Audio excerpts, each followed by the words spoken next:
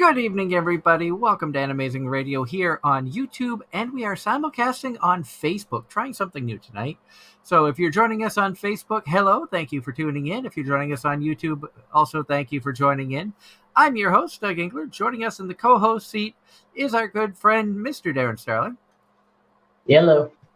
And Angela is not joining us tonight. She has gotten a bad migraine and is laying down, so she hopefully will be able to join us Sunday night. When we have a wonderful guest, Brianna Roberts is going to be joining us Sunday. So it's going to be a lot of fun talking with a talented voice actress. Tonight, we decided to move the show from Sunday to tonight. A lot of stuff went on last week, a lot of craziness, including Super Bowl Sunday. So I felt it best, instead of just canceling the show, to move it to Tuesday night. For those of you who watched the Super Bowl, I hope you enjoyed it. I hope you chose the team that you wanted to win and they won. I was rooting for the Bengals, partially because of Year of the Tiger, so I thought it would be cool if the Bengals had won it, but, I didn't really care about either team. Also, I hope everybody out there had a wonderful Valentine's Day yesterday. Lots of good stuff going on. We do want to start off tonight letting everybody know Anime-Zing Radio is brought to you tonight by HomecircleMedia.com for the latest and greatest in anime gear. Everything from pens, pencils, stationery, and officially licensed art books. Be sure to check out HomecircleMedia.com today or look for them at an upcoming convention near you.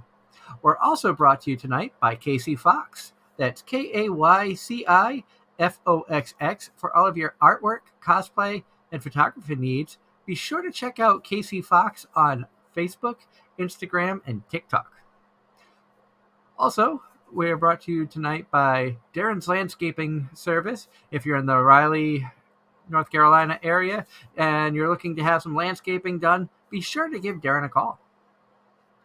Tonight, we wanted to talk about conventions. A lot of different types of conventions out there, especially where after a 1.5 year break because of a pandemic, things are starting to pick up with conventions again.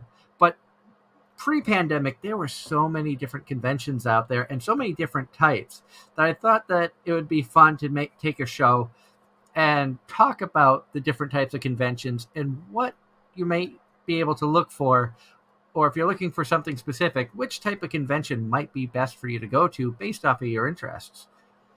With everything from cosplay-specific events and anime cons, comic cons, sci-fi conventions. You have Trek conventions, multi-genre conventions, and so many different types of events out there, and not all of them are the same.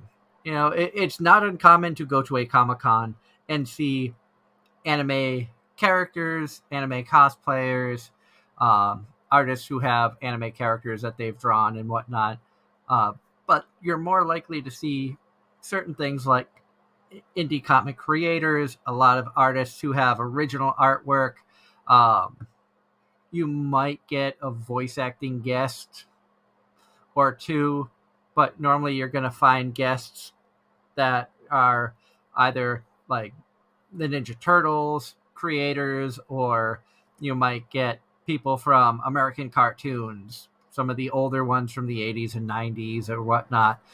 Some of those voice actors there, not so much the anime side of things.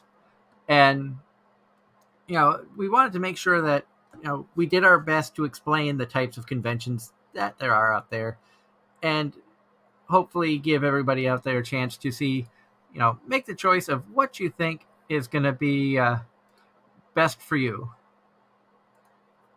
So, I know Darren has stepped away for a minute, but he will be back joining us shortly. And I wanted to also touch on tonight that a lot of really good shows this season for anime. Winter 2022 has started off with a bang. There's a lot of really good shows. Granted, some of the shows that I have been watching kind of bounced back to winter 2021, fall 2021, but shows that I am watching that I have started include My Dress Up Darling, which has been absolutely fantastic. How a Realist Hero Rebuilt the Kingdom. I've been continuing that. season 1 or the first 12 episodes was really, really good. When they got into episodes 13, 14, things died down a little bit, and it felt like some filler episodes, but they weren't really filler because they are adding to the storyline, and it's starting to get interesting. Some of the action is starting to pick up again. The Genius Prince's Guide to Raising a Nation Out of Debt. I have started that. I made the mistake of comparing it to How a Realist Hero Rebuilt the Kingdom because, just based off the title and stuff, it seemed like it was going to be a carbon copy or some sort of takeoff of that. And I was wrong. It's actually been a lot different and quite entertaining. Also picked up on Princess Connect Redie Season 2. Been watching that. I enjoyed Season 1. And for a video game-based anime, it's actually been really good. She professed herself Pupil of the Wise Man has been really good as well. I've been watching that one. Recently started The Strongest Sage with the Weakest Crest. Of course, I find an anime, see a cute girl in the openings, wondering who she is, and she turns out to be a dragon. I can't escape the dragons, Darren. Don't care. Also, I have started World End Harem. I'm not very far in that one, but I did want to check it out a little bit to see what was going on. Also, recently started watching Blue Period after being told that it's really, really good and I need to check it out by multiple people. And started watching Beastars, which I know is an older one. It's been around for a while, but I wanted to give it a chance. And that one, it's got my interest up, but man, the subject matter is deep and dark. Mm-hmm. Not my typical style of anime. Oh, Lord. You can hardly compare it to Zootopia, but that's what a lot of people that don't know anything about anime will jump to the minute they see it. Yeah, it's definitely not Zootopia, that's for sure. It's same concept with anthropomorphic animals, but that's about it. Yeah. And also, as many of our listeners know, if you're new to the channel, welcome to Anime-Zing Radio. And if you like what you see tonight, be sure to hit that like button and subscribe over on YouTube. If you're new to our Facebook channel, make sure to give us a follow. We love seeing all the fans coming in, love seeing the chat active, and hoping that everybody is having a wonderful night. As many of you know, we are a sponsor of PuchiCon in Pennsylvania. Big announcement that they had today. They just announced their second guest. They are going to have Jenny Yokoburi is going to be a guest at PuchiCon in May, so it'll be fun to get a chance to meet her. For those of you who may not know who she is, she has voiced characters in Blue Period. She has voiced characters in The Simpsons. She's been in One Piece. She's done a lot of video game work, including Fire Emblem Heroes, Paladins, Smite, Genshin Impact. I know that's a big game out there. A lot of people have, I've heard a lot of people talking about that one. Chris Tales, Mary Skelter Finale. She's also done some Pokemon voice acting for Pokemon Evolutions and Pokemon Journeys, the series.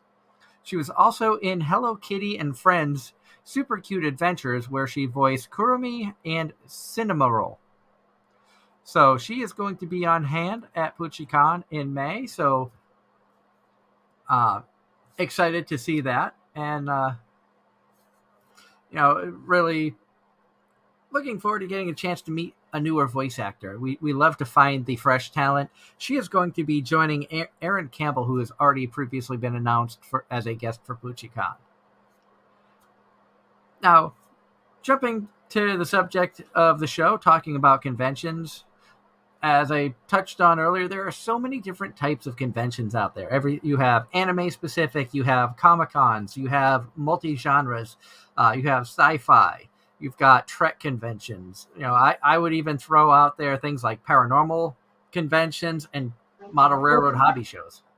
So there's a lot of different stuff out there. So the question is, that I've been asked in the past, how do you know which shows are right for you based off of your interests? Because if you're looking for specific things, like if you're a big cosplayer, you're not gonna find a ton of cosplays at a sci-fi con from what I've experienced. And even Comic Cons, you see more like superhero cosplays, not so much anime, and vice versa. At an anime con, you'll see more anime cosplays, not so much video. You'll see some video games, not so much like superheroes or things. You might see little kids dressed up as Superman or something like that. But um, Darren, what has been your experience at conventions? Because I know that you go to primarily anime cons, but I think you've been to a Comic Con or two. Yes, Raleigh SuperCon, Raleigh GalaxyCon is kind of a combination. Animazement has always been the one where you see most of the anime cosplays. You do see a lot of game cosplays have been on the uptick in recent years, and also just cosplays in general. If they're a little bit on the, I don't know, they just want to cosplay, but maybe they themselves aren't into anime, but their friends are. And then SuperCons, combination of everything, and then you see the comics, you see American um TV shows and their cosplays, and then you also see let's see.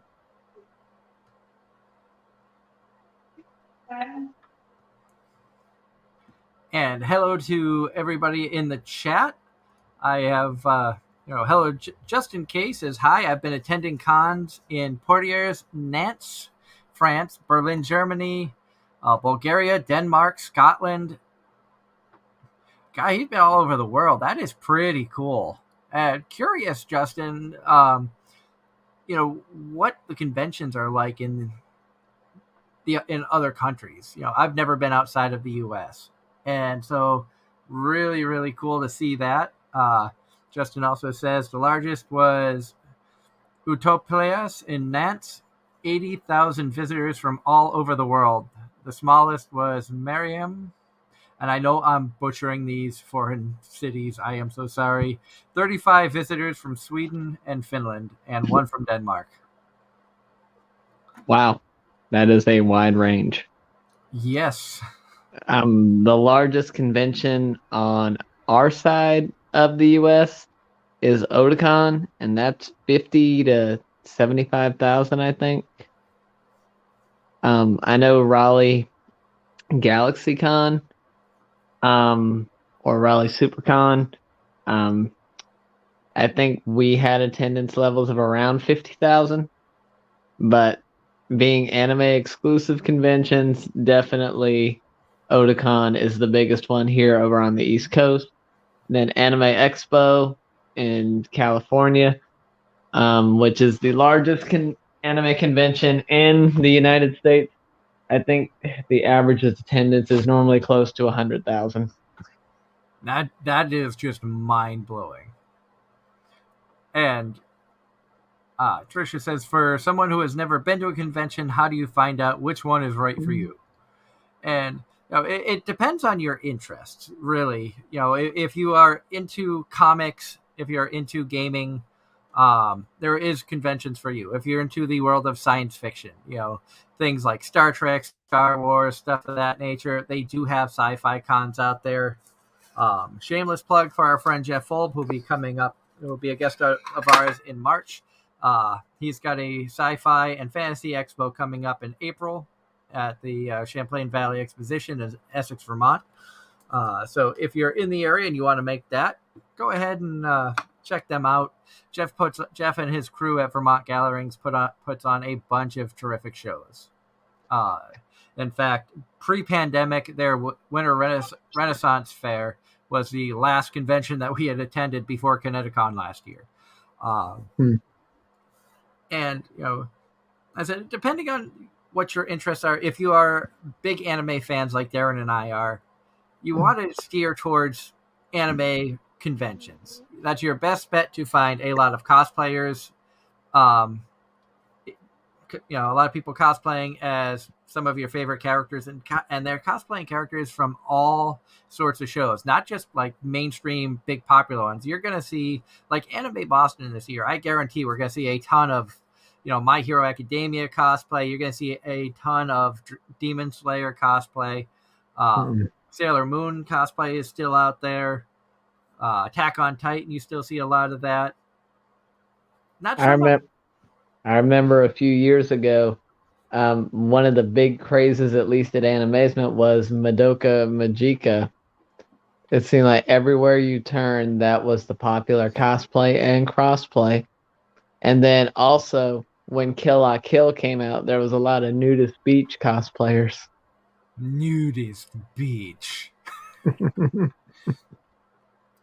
Which it was really cool getting to talk with Carrie Keranen, who voiced what was her name there? She was the evil chick that ran the school. Was it Satsuki? Satsuki Kiryuin? Yes, she was She Lady wasn't. Satsuki. She wasn't evil, only for the first half. Yeah, she was the villain of the anime who, the main characters were going up against, just because she was the dictator so much, or so to speak, of the school. And if you're into the world of comics, if you like comic books, if you like the mainstream Marvel, DC stuff like that, or if you're into indie comics, going to a Comic-Con and a multi-genre convention is probably the best choice for you, because you're going to find a lot of original comic creators at these shows, people who are trying to make a name for themselves. They've done some, either small conventions or things like that to get a couple, one or two episodes out of a comic that they've been working on. Going to many of these Comic-Cons that I have in the past 8 years, we've become friends and had so many comic creators on the show. People like Johnny C, Jay Moores, Rusty Gilligan. The work that they do is really, really good. And it's amazing to see how they can get storylines and the artwork to coincide with each other. Even when we had Jason Moulton on the show a couple weeks ago, he was talking about creating a comic and things. So it's neat to see that, and it's a whole different art style than you would see with a lot of artists who are just purely artists. They do artwork like what's in the background there, or that you might find at an artist alley at regular tables and stuff. Also, sometimes it really doesn't really matter which convention you go to, because a lot of times in the convention there are tables set up for other conventions and like a similar genre, or it could be a broader set of genres. Because I know a lot of times I go into Animazement or I go into SuperCon and there's tables for like anime. There's Otakon, Anime Expo, or other local shows like Fayetteville Comic Con is another one, and it's just like an hour and a half south of here. So there's always conventions promoting themselves within other conventions if they get tables for it.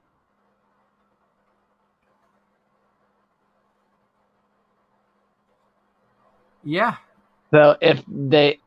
So while you're at a convention, you might be able to discover another one that might fit your taste better, or just another one to go to in general. Thank you for stopping by, Justin. We will be going up until 10 p.m. Eastern Standard Time, so about another hour, 40 minutes or so. So thank you for coming in, and hello to Sol Desi, who is going to be a big announcement here. They are going to be joining us for our cosplay roundtable on March 20th.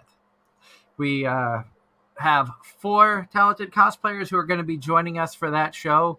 I will be making more announcements of who is going to be actually joining us for that show in the weeks to come. Be sure to check out our Facebook page, facebook.com/Anime-Zing Radio, for the updates on that. happy that you could pop in here. Love to see all these new faces coming in, and I hope that you guys are enjoying the show.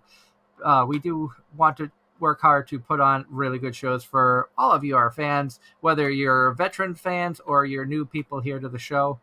We do have some amazing guests who are coming up, including this Sunday. We have Funimation voice actress Brianna Roberts is going to be joining us. February 26th, so the following Saturday we're doing a show because I'm not going to be around on the Sunday. We have cosplayer Ben Ackley is going to be joining us.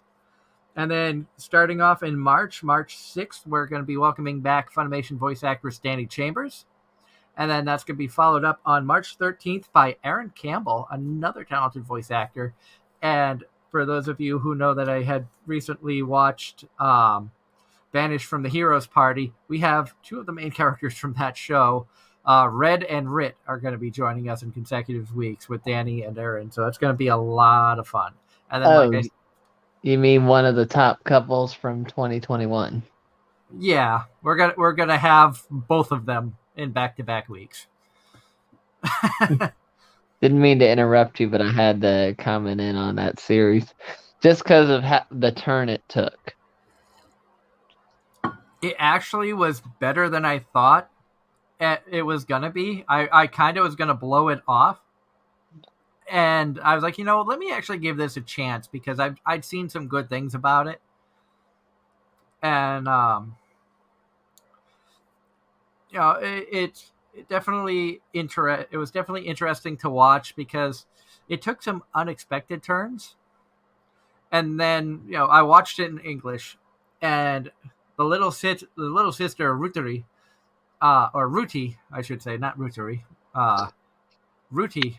I was listening to her voice. I'm like, my God, this voice sounds so familiar. I can't place where it's from, so I actually had to look it up. And once I saw who the voice actor was, immediately I thought of 4 other characters that she's voiced with similar voices. And if I say Happy, that will tell you who it is if you know the English voice for Happy from Fairy Tail. But it was Tia Ballard, for those of you who only watch Japanese, Darren. Sorry. I knew who voiced Happy, but I couldn't spit the name out. If I said Misere, yes, because Ruteri or Ruti, why do I keep? I know I keep saying Ruteri is because I have Reteri picture beside me from Show by Rock, and it sounds similar with Reteri and Ruti, so I was getting myself screwed up. But she did a fantastic job, and Ruti did have a very Misere-esque vibe with the monotone and very mellow, drawn out. I still will stand by that. Tia's best work is 02. That's the best I've ever heard from Tia was still 02, and I love all the work that Tia Ballard does. Question in the chat from Tricia says, would Anime Boston be a good convention for me to go to? Where you haven't been to a convention before, I will say Anime Boston on a normal pre-COVID year, you'd be looking at 25 to 30,000 people for an attendance. It is a very large-scale convention. Not huge compared to some other ones, 50 to 100,000, but it is a large-scale convention that is spread out through the Heinz Convention Center. There is a mall there. You are going to be surrounded by a ton of people. If you have social anxieties, if you don't really know many people, if you're claustrophobic, if you don't like being squeezed in places, you might be better off starting at a smaller convention. If you're a fan of anime, you might be better off to start at something like an AAC, another anime convention, Bakuretsu Con, smaller style shows that might have 1,000 to 10,000 people as opposed to 25, 30. And I know Anime-Zing generally ranges in the 13 to 18,000 range, because unfortunately attendance started slacking when it started competing with MomoCon down in Georgia, because they decided, let's hold it on the same weekend. And now this year, of course, all 3 are going to be held the same weekend: Anime Boston, Anime-Zing and MomoCon, so I'm really curious to see how that turns out. Anime Boston, I know, is probably going to have a decent turnout from what I have seen. I know that the press application opened up yesterday for Anime Boston, so after a couple of attempts and getting error messages, I figure I will try again probably tomorrow to try to see if we can get approved for press passes. We already have our tickets purchased, so we'll be going regardless. It's just whether or not we can walk around with press and get some, interviews with the guests or whatnot. Um, Soul says AB is a lot of fun. I missed the rave. There was some issues from what I heard about the rave in the past, which is why Anime Boston did away with it. Anime Boston is Memorial Day weekend, so the last weekend in May. I'm pretty sure Anime-Zing still has our rave going on, but I've never attended it. And Soul says that they hope to meet us in person. Angela and I will be there as well as my wife. So definitely, if we can get press, you'll see three of us walking around with Anime-Zing radio press badges. My wife is our social media manager and camera operator when it comes to doing in-person interviews at the conventions. Because we love to interview cosplayers, we love to interview the artists and the gamers, and try to get a feel of what people can expect at conventions. Because if you've never been to a convention, there's just a feeling about conventions that you really can't get many other places. I think you know what I'm trying to say, Darren. Mm-hmm. It's like anything and everything just about is accepted there, and you can be the most random person, blurt out anything from a show or something like that, and someone there is going to pick up on it and respond right back to you.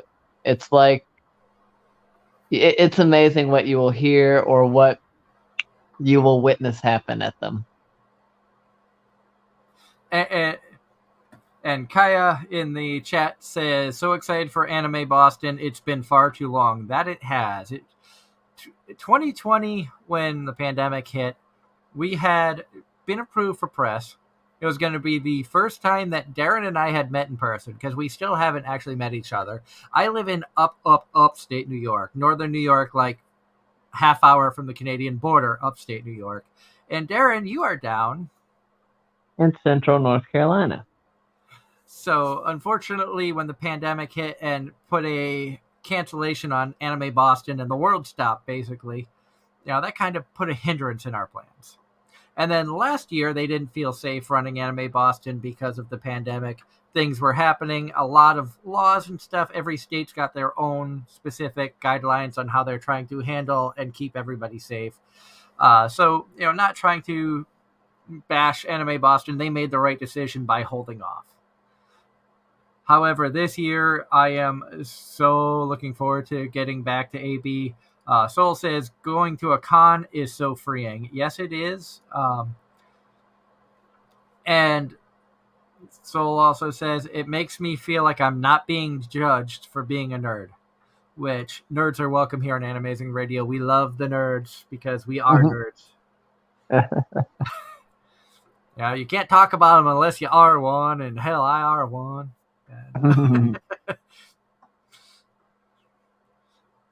So, and talking about cosplay and stuff like that, they're already talking about people just throwing random stuff out there at conventions.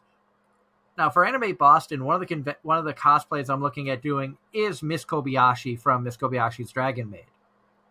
I am so tempted to throw a line from the outtakes, but I don't know. If I see a Toru, I won't know if they have actually seen the outtakes that are out there on YouTube or not. Well, guess what? That's a good time to introduce them if they don't catch on to it. It is, but the line that I want to throw out there is probably not the most appropriate. Will it get you kicked out for sexual harassment? Potentially. I will message you in private the line.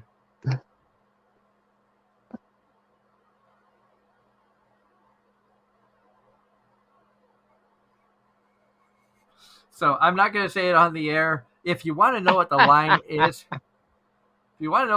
is, look up the Miss Kobayashi English dub outtakes. And there is one specific line in there that Kobayashi says to Toru, and Toru's response was great because having gotten to meet Sarah Wiedenhaft, who voices Toru, and ask her about the outtakes, she lit up and said that was one of the funniest things she had been a part of. And that was a genuine, she just answered to the outtake. So, but some of the greatest and most random things can happen at conventions. And, when you're in cosplay, you become the characters. And it's better when you can become the character, have the mannerisms and stuff like that, because you never know what kind of interaction you're going to have from somebody else cosplaying from the same show. Which is why we need to get Darren to start cosplaying. One day, Doug. One day. And I'm not even gonna pick on you. I'm just saying you need to start cosplaying. Sure. And I know you're dreaming to see me as Nico. Actually, no. I would rather see you. Let's see. Who would you be a better fit for? Felix. I'd rather do Gasper. Oh, come on! I think it'd be funnier to see you as Felix from ReZero. I like cat girls. I don't like dressing as one. Or in this case, cat traps. But at least you'd be cosplaying a guy. That is true. That is very true. Or you could go as Krim. No. Krim is not even. Well, he's special. Well, it's special. If you don't know who Krim is, and you're over 18, watch Interspecies Reviewers, and you'll discover what we're talking about with Krim. Soul says, Darren cosplay, it's so much fun. Look, Dress Up Darling is already trying to get me to cosplay. Doug's been trying to get me to cosplay for a while now. I know. Speaking of Dress Up Darling, I think it's a good time right now to throw some controversy out there, which, anime fans, people who have your waifus already set, I'm going to go out on a limb here and probably piss some of you off. But I think a lot of people are going to agree with me. Marin it is best girl of winter 2022. She might be, or I'm going to say it's going to be very, very tough. And there's only 5 episodes out of Dress Up Darling. It's going to be very tough for any other female characters to beat her, in my opinion, for best girl of 2022. And to me, my personal opinion, based off of 5 episodes of what I've seen in Japanese, I put her as best girl in anime. I would go out on a limb and say I could agree with you, but let's put it in this perspective. Best girl from a realistic anime? Because this is one where you can actually see it happening in real life for the most part. It's like a true slice of life. Nothing extraordinary, nothing fantasy. And I could definitely agree with you there. It does give Urabe a run for my money because I do love Mysterious Girlfriend X.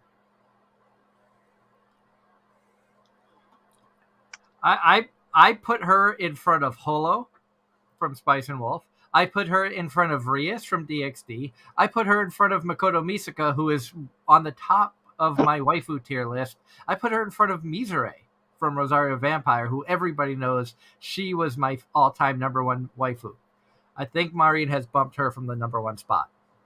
She's in front of Zero Two. She's in front of Raftalia. Granted, I haven't seen much of Shield Hero, but I would put, based off of looks of Raftalia, I would put her in front of that. And hands down, she beats any of the Dragon Girls that I like. She's in front of Malim. She's in front of Lady Skadi. You know, she's in front of all of them.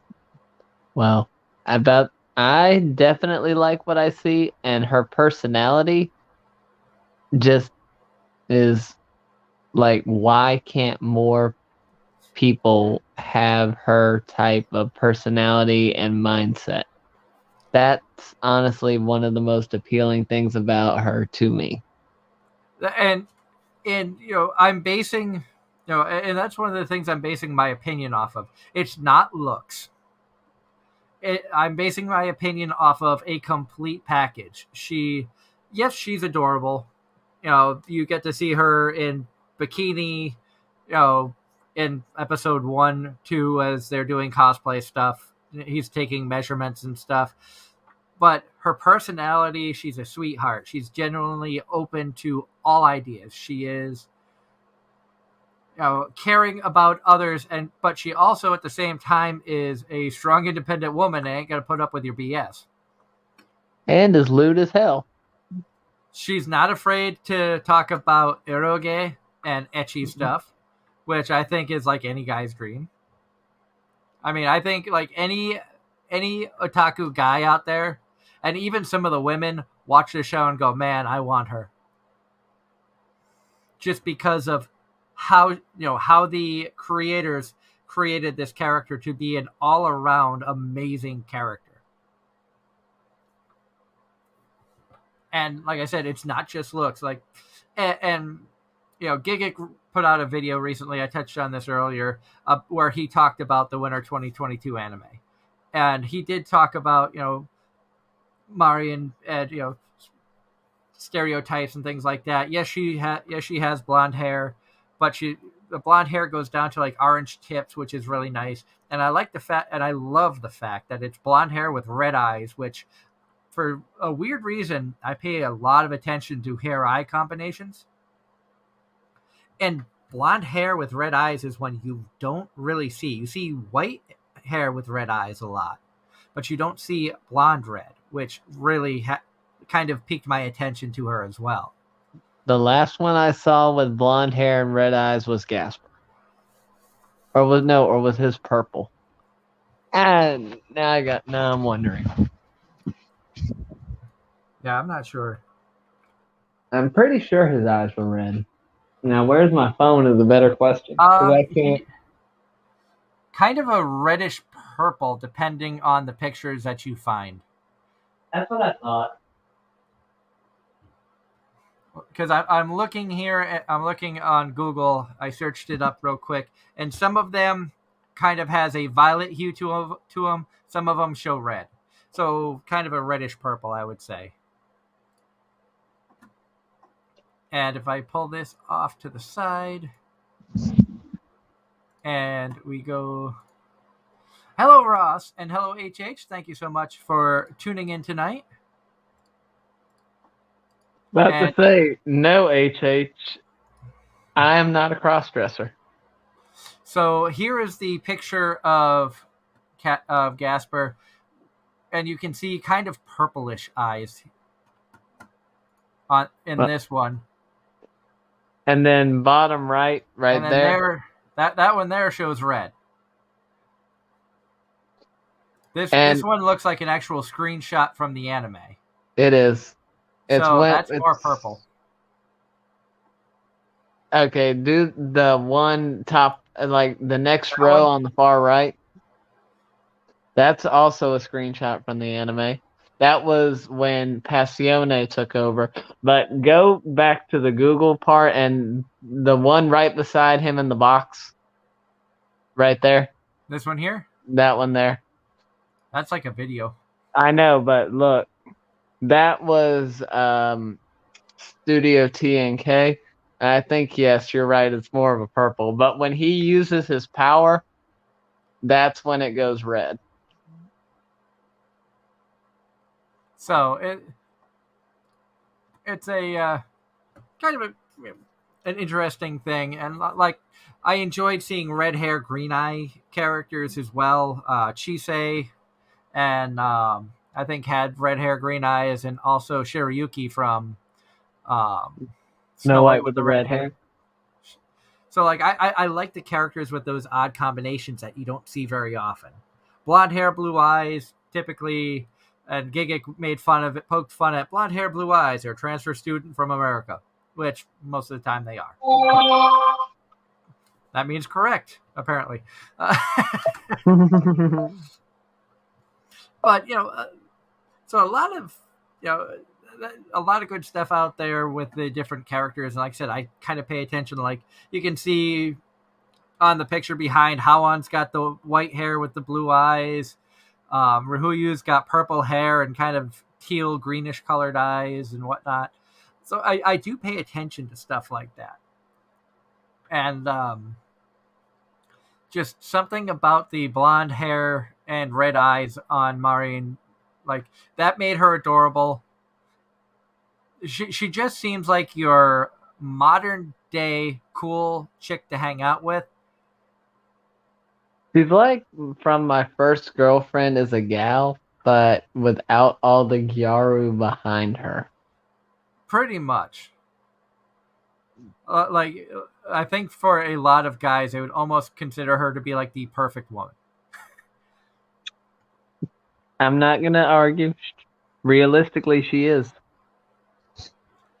And Chizuru fans from Rent a Girlfriend, she was great, but Maureen blows her out of the water. I'm sorry. I was about to say Chizuru has been dethroned here. Definitely. Chizuru has definitely been dethroned, and I almost guarantee we are going to see a lot of cosplayers this year from My Dress Up Darling. Well, the fan art. I don't know if you've been paying attention to the interwebs, but the amount of fan art that she is receiving is incredible. Oh yeah, I've already seen the Anime Boston social Facebook page. I've already seen at least one person post that they are going to cosplay a version of her at Anime Boston. And yes, Ross, we do remember you. I know it's been a while since you've joined us, but welcome back to the show. I hope you've been doing well. It's been a long time since we've seen you, and I remember almost everybody who has been a part of the show, starting all the way back to our Hazy Radio days 8 years ago. So it is great that you have come back and you're able to find us again. Like I said, I hope you've been doing well, and thank you for coming back and saying hi. It's great to see a lot of familiar faces, some new faces coming in here. That's why we do the shows. We love to, reach out to you guys. We love to get your feedback on the stuff that you're interested. If you've seen My Dress Up Darling, give us your opinions, what you think of the show. Darren has, just a FYI, Darren is watching it, but he has not caught up to the latest episode, which is why I've left a couple of spoilers out. Granted, they're out there, so I think you already know what I was going to say. But I've seen plenty of clips and teasers, but I try to scroll past them as fast as I can because I don't want to get spoiled just yet. But definitely, I would say definitely catch up, because I'm not going to be able to hold tongue on Sunday's show because I want to talk about it. I want to talk about just like what set her over the top for me. What put her like number one anime girl in my list of all time. Basically was something that happened in episode 5. She was already top 3 on my list in episode 1. As it progressed, she solidified her spot in the top 3, and then episode 5, it's like, okay, no, she just bumped everybody else. But I wanted to touch base a little bit.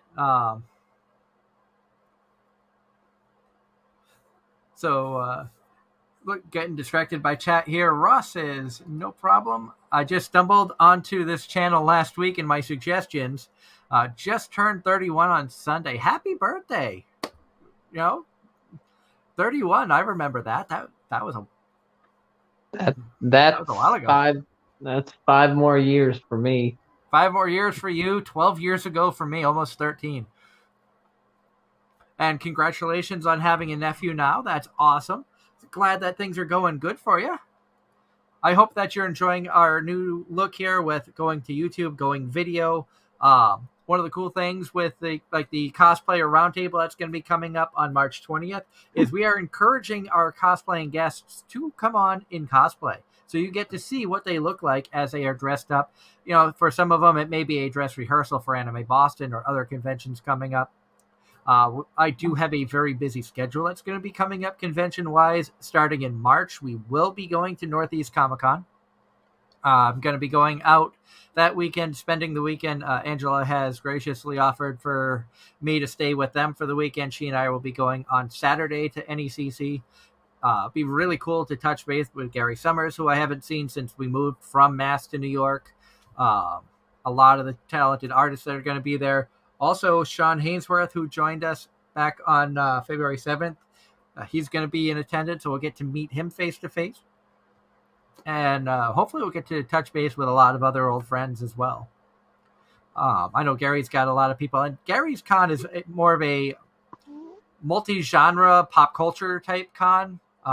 He does offer a lot of collectibles. Getting back on the topic of the show with the different type of conventions. Gary's shows, Northeast Comic Con and Collectibles Extravaganza, he kind of focuses on all sorts of stuff.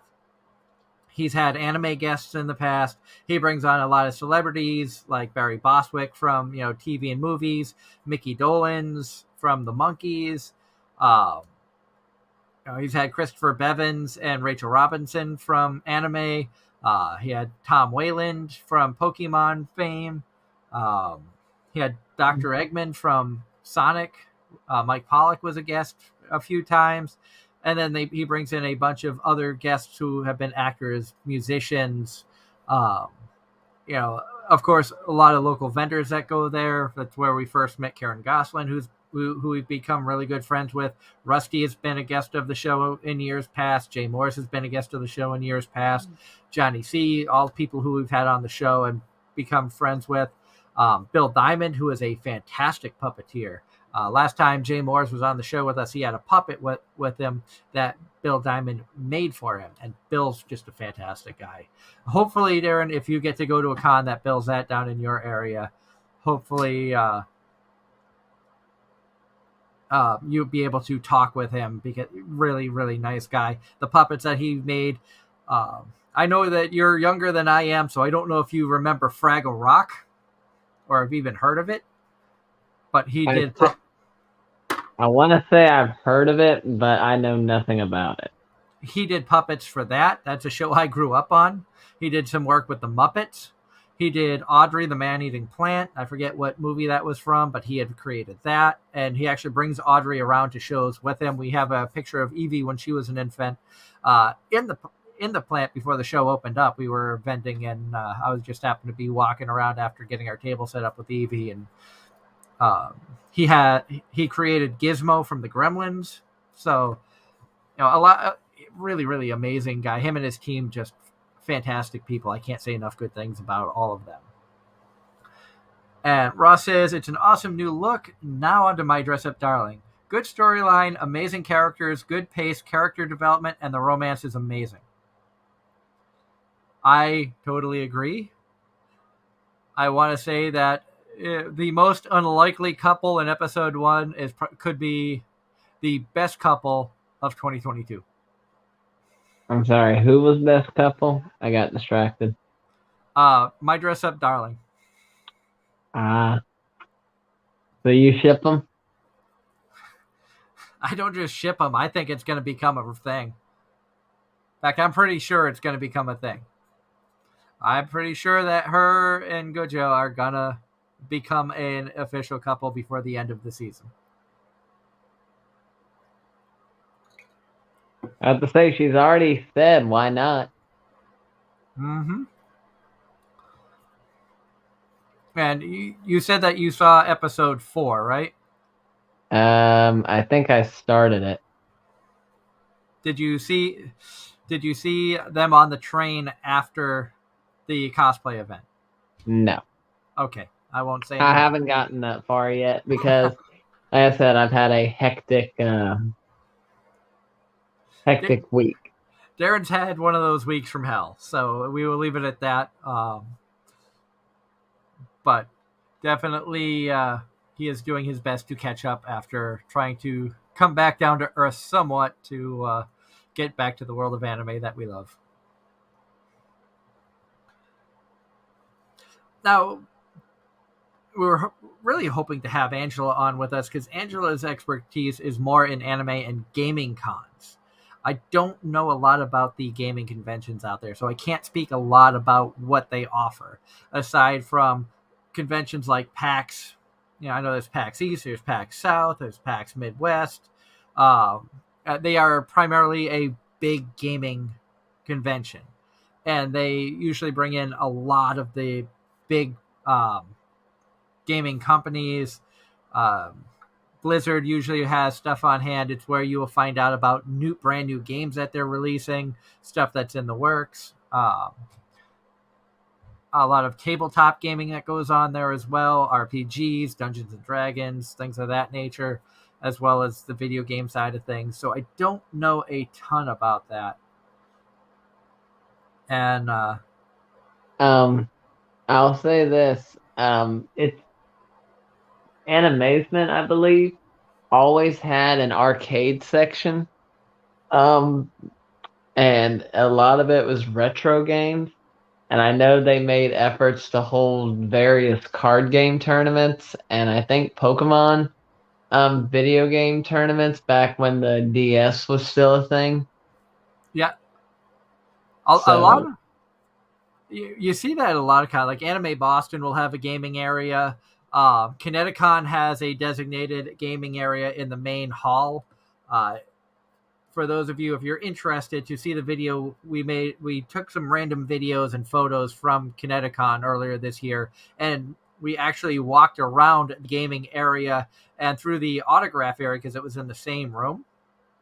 So you could see how they had the table set up for all the voice acting guests and the gaming area. A lot of retro games like Dance Dance Revolution, Rock Band, stuff of that nature was set up. They probably had 30 arcade style games set up at least, probably more than that, maybe 50 or 60. I might be cutting it short. I didn't sit there and um, count. I'd say I'm used to anywhere between 50 to 100 is normally how many they have set up. And then they probably had 50 computers set up for video gaming. Mm-hmm. And hello, Mario. Welcome to the show. Glad that you were able to come into the chat room as well. And we are getting a ton of people in here. I love seeing all the old faces and new faces in here. Like I said before, big thank you to everybody tuning in. If you are new to the channel, make sure you hit that subscribe button. When we hit 200 subscribers, we're going to be doing a giveaway where one lucky subscriber gets to sit in on a future voice acting show as a guest co-host. So how cool would it be to be able to sit here and join us for 2 hours to talk to possibly one of your favorite voice actors in the world of anime and video games? Also, our goal this year, we have some lofty goals. We want to hit 500 subscribers by the end of the year. We are looking at going to multiple conventions. We want to try to get a table at least 5 conventions, which I already have 2 that I know are definites and a few others that we are going to be reaching out to. Possibly a third definite. I have some stuff in the works. Been talking with our friends over at PucciCon about sponsoring their New Jersey show, which will be coming up in August as well. So we might be getting a table there. Maybe we can sneak Darren away to New Jersey. I know Pennsylvania, New York might be a little far, but maybe New Jersey we can sneak him up to. Maybe we'll have to see, because they're already looking to kick me out of work for a while, and I got vacation coming up here soon, so I'm still ain't decided what I'm gonna do with it this year. Maybe we can get you up to PucciCon in New Jersey. I know in Pennsylvania they're at um, a wonderful resort. They've got an indoor water park from what I've seen. A lot of cool stuff. The New Jersey one, I think, is near a boardwalk. If the photos I've seen from there, I haven't attended PuchiCon in the past. I know of them. I'd never been able to make it out there because of work schedules in the past. It just so happens that now things are wide open, and we are excited about being a proud sponsor of PuchiCon in Pennsylvania on May 13th, 14th, 15th weekend. And yes, we have been doing well. Thank you so much for asking, Ross. Things have been crazy since the last time that we saw you. Obviously, we left Blog Talk. We are here on YouTube. And tonight, for the first time, we are simulcast on our Facebook channel. So for those of you, if you're new here, head over to facebook.com/Anime-Zing Radio. Like the page there or follow us over there. We keep updating our schedule and events that are going on. Like I mentioned earlier, PuchiCon today announced that they are going to have Jenny Yokoburi as a guest.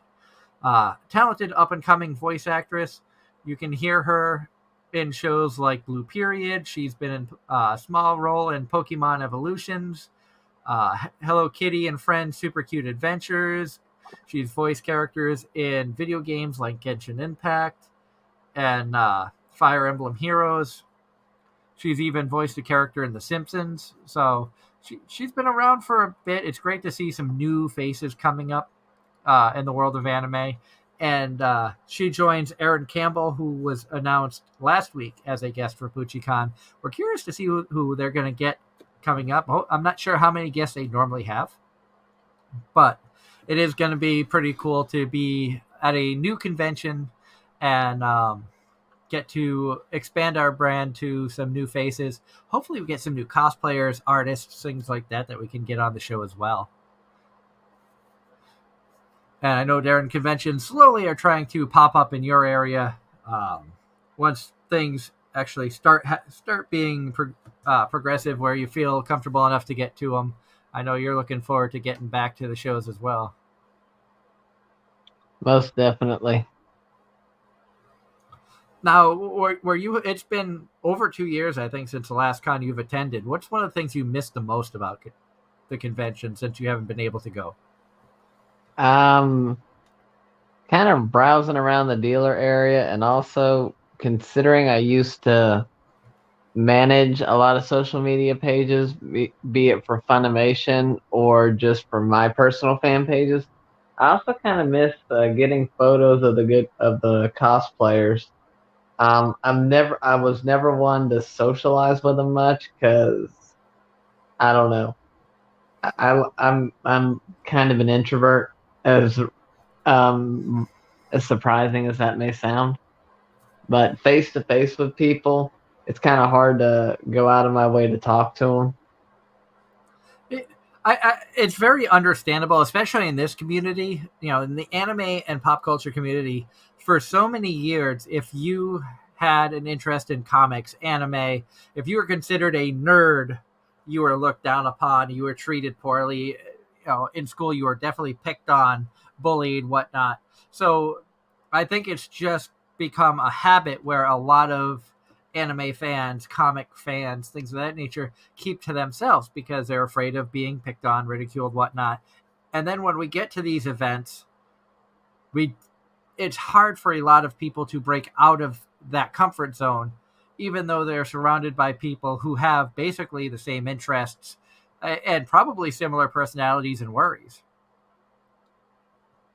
So it's very understandable to go to a con, and I've never been a social person, like you said, Darren. It's if I went and talked to people that I went to high school with, I bet most of them would never believe that I do a podcast talking with celebrities and cosplayers and artists and stuff, and have done it for 8 years in the anime world.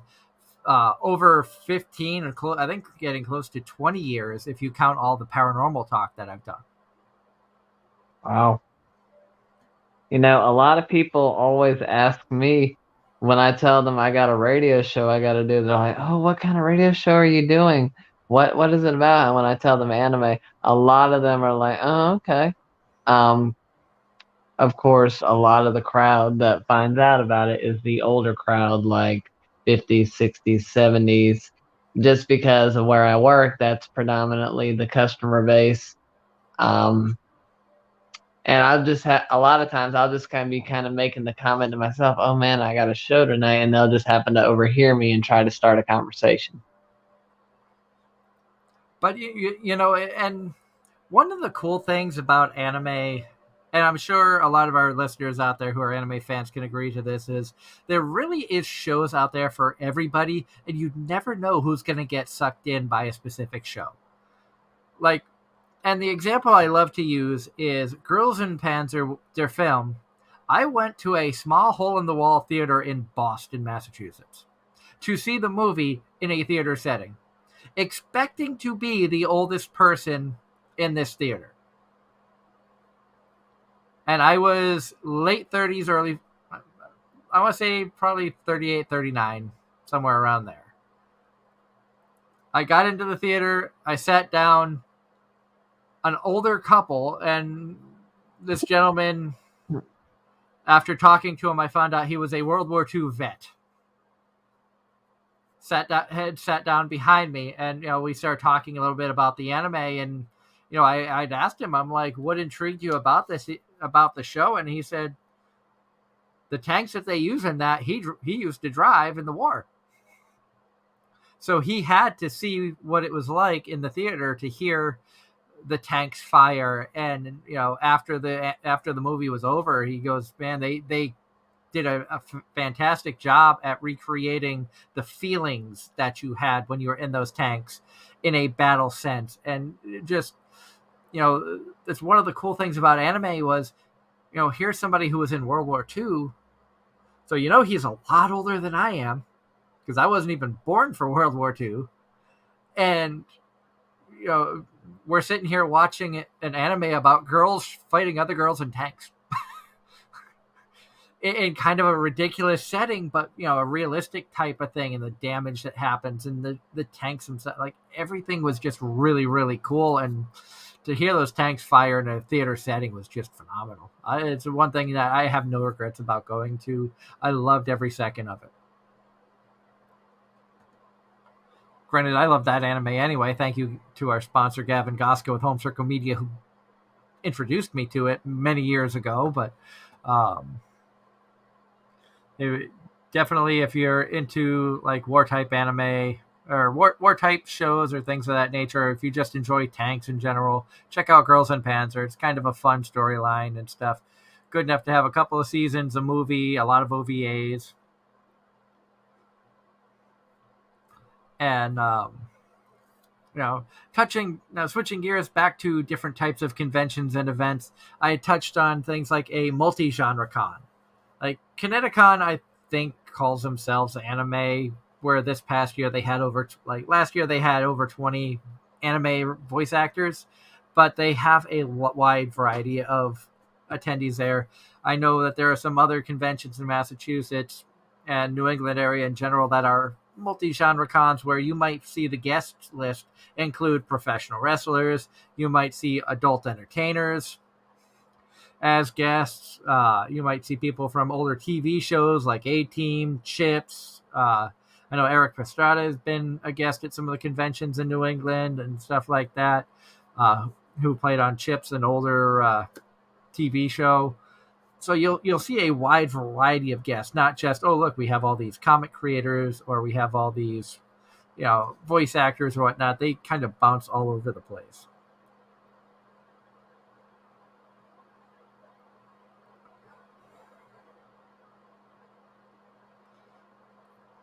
And I like that picture, Darren. That is pretty. That's pretty good.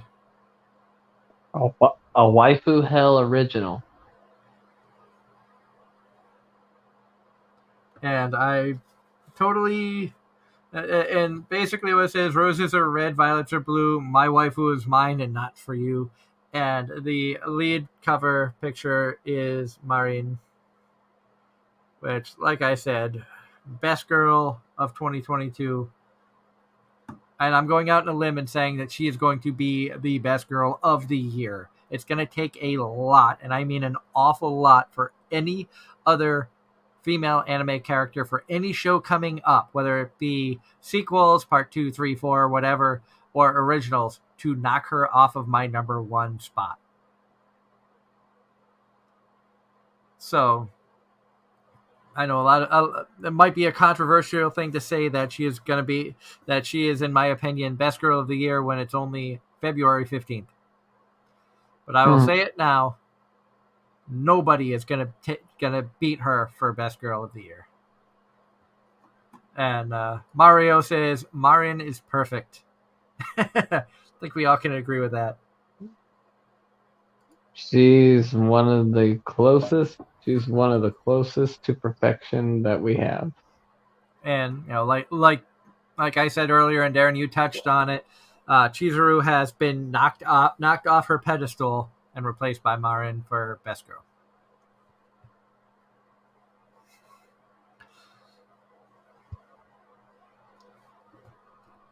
We keep going back to that. Have you noticed? Mm-hmm.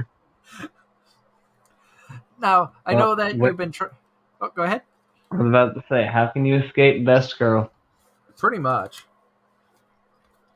Now, touching back on the anime side of things, different shows that are out there right now. I know you said you have been trying to catch up on things. Like we said, you went through a week of hell this past week, and you're just now trying to catch up on things. What are some of the shows from winter 2022 that you're watching? Quite a few similar to yourself. Ari Fuerta is one I know you didn't mention, from Commonplace to World's Strongest. That has been entertaining thus far. Granted, I'm feeling a little bit rushed in these recent episodes, but it's still explaining the majority of it. The character development is nice. And the one girl, Mew, is very cute. She's adorable. But best girl in the series is definitely Yue. Then another one you didn't mention is Takagi, because everyone knows that best teaser is Takagi. You like those teaser animes? Yes. Nagatoro and Takagi started it all. The Trinity was Takagi, Uzaki, and Nagatoro. And then Komi was the outlier. So once Takagi got animated, that kind of kickstarted a whole trend of annoying, nagging, teasing girls. And I'm gonna go out on a limb and say I like Takagi a lot, but my personal favorite is still Nagatoro. I figured you were gonna like Uzaki. I do like Uzaki, but Nagatoro has got the best personality, in my opinion, of the bunch. And I've only seen Uzaki. I haven't seen the other ones yet. Well, you got 3 seasons of Takagi plus a couple of OVAs. You only got 1 season of Nagatoro, but I believe we're getting a second season. I think there is a second season that's coming out later this year. Ross says, I'm glad you said that, but Chiho of Devil is a Part-Timer Season 2 will be coming back later this year. So Marin 4th best, maybe? About to say, I hope you don't mean Marine from Pokemon, because sorry, just the spelling led me to think Pokemon there for a second. And Mario says, how would you stay sane with someone like Nagatoro?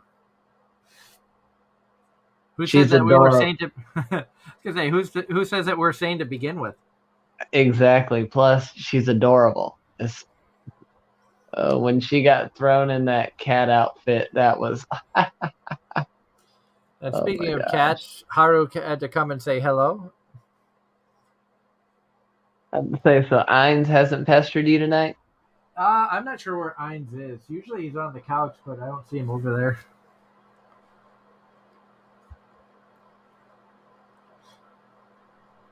And yeah, Ross says, no, I mean Marin from Dress Up Darling. Just drop the E on that for Marin, Yep. Marin. That was the whole reason I was picking on you, because of the E. Now, you said you were picking back up with Princess Connect Redive. We were talking about before the show. Um, what have Yep. you thought of that so far? I'm curious to learn who this girl that Carol keeps going to is, and what role she plays. And also, I really want to see Yuki act more like a normal person. Not gonna lie, he is one of the more annoying characters. Yeah, that's basically what you get from him. Pretty much.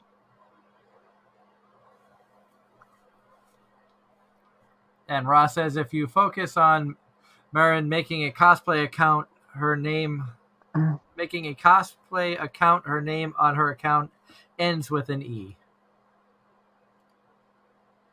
Okay, but that could also be a cover up. Had to say, be a girlfriend cover up. Pretty much. Now, an interesting one out there that I've been watching. She professed herself pupil of the wise man. That was, I kind of had like an idea of what that show was going to be like when I went into watching it, and I was very wrong. And I touched on this last week. I think you had missed the show last week, Darren. Um, but Connor, or Sea Dog VA, put a video out where he actually got to go to voice actors training school and voice in this anime with the Japanese voice actress of one of the main female character of the main female character from the show. Hmm. So kind of neat to see some of the behind the scenes and to see how Connor did. Now Connor does not actually appear in the actual anime, but to see him try to, read Japanese where he doesn't really know it great. He's still learning. He does a lot better than I can. I'm not bashing him by no means. I can't speak Chinese or Japanese. I can't read Japanese. So hats off to him for being a million times better in that world than I am.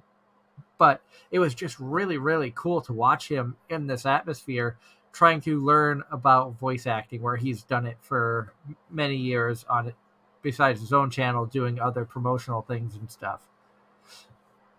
But the show itself has actually been pretty good when you factor in, gets sucked into, um, he gets sucked into a video game where he was the wise man. He decides to play around with Kit and turn himself into an adorable little girl. Granted, he still has all his abilities and stuff, and it's like 20 years or 30 years later when he's actually in the game, and all the tales that people know of his old character is, oh, there's a legend of this wise man who once did all this stuff, and he's like, they're talking about me. I'm not gonna lie. That one's been entertaining, but definitely not one of the better anime. But then again, it's got a lot to compete against this season. Yeah. A kind of a more interesting one, at least to me, is I think it's pronounced Lidale no Daichi, Night or a World of Lidale. Basically, you have a girl who's on life support, kind of like Yuki was in SAO, and she basically becomes her character in the game, and this is taking place like 300 years in the future. Or is it 200 years? I think it's 200 years in the future. And her kids are still alive because she's an elf.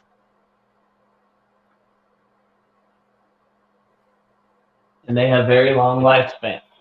Yes. and she's in the middle of trying to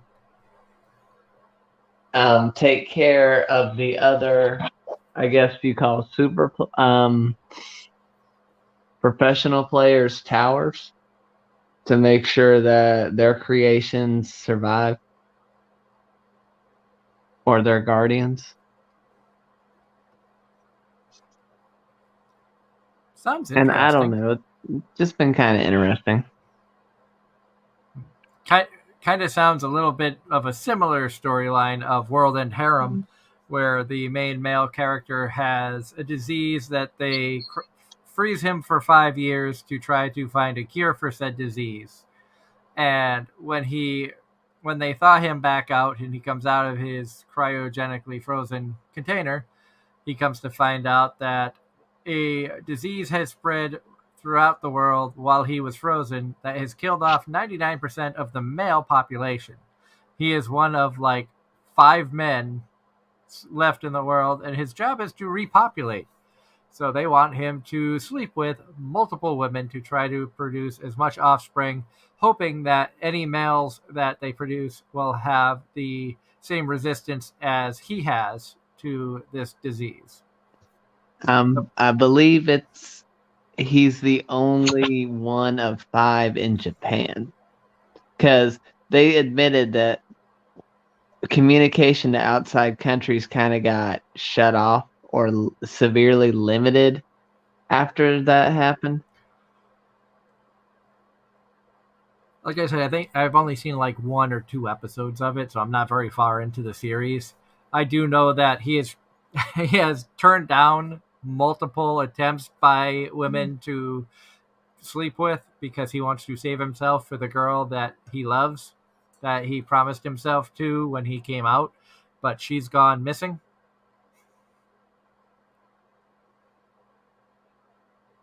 I have to say, keep watching. I Just like I'm ahead of you on that one, you're ahead of me on Dress Up Darling. Just keep Yeah. watching.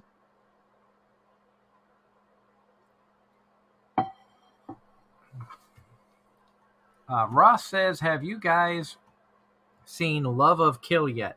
Love to know your Nope. thoughts on that series." I'll be honest, I haven't even heard of that one.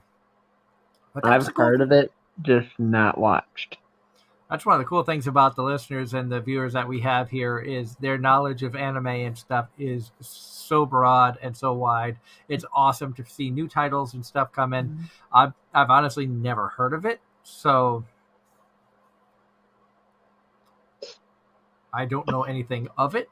I don't even know where I'd find it. I don't know if it's a Crunchy or a Funny or a High Dive or who would have that. I know like Blue Period is a Netflix original, and Crunchyroll's got some of their exclusives and stuff like that. Everybody seems to get, this is ours and nobody can have it. But Okay, I know this one. Crunchy. What? It's Ross says it's on Crunchyroll. Okay. A bounty hunter. Okay, that's right.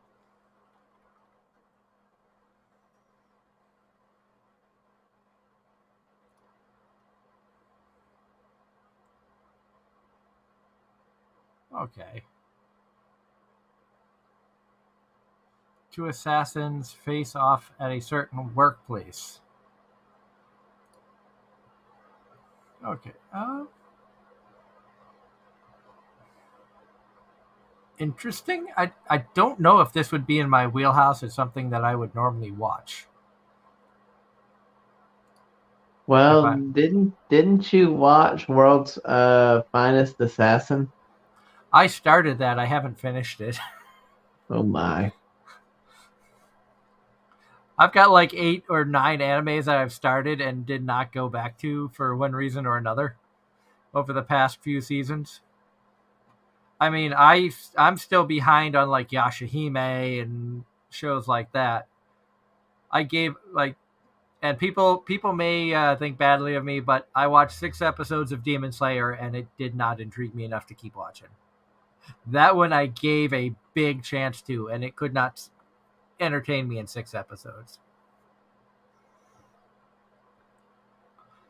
And I then it need to was pick up. I need to pick up on Demon Slayer, but I will never get into the hype on it.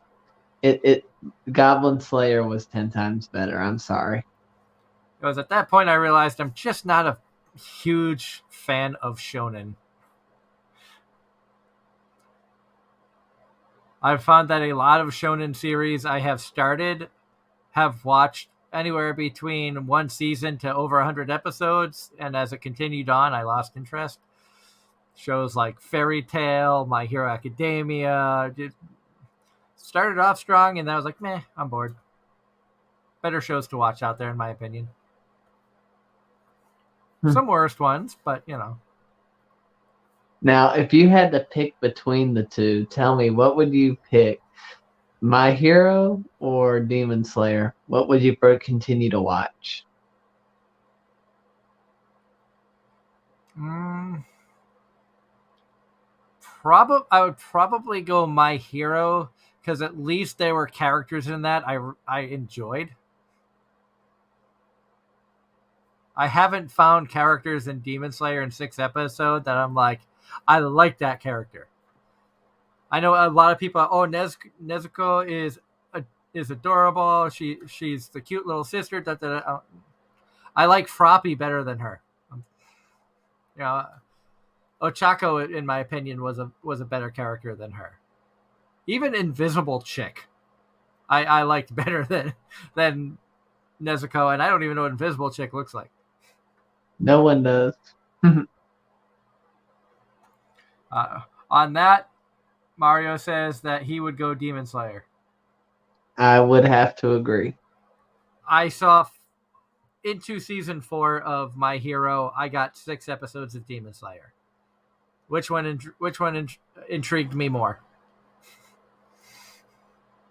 It's kind of like when you look at the argument like that, it's like I got farther into one than the other, even though they're both still going. I'm not watching either one anymore.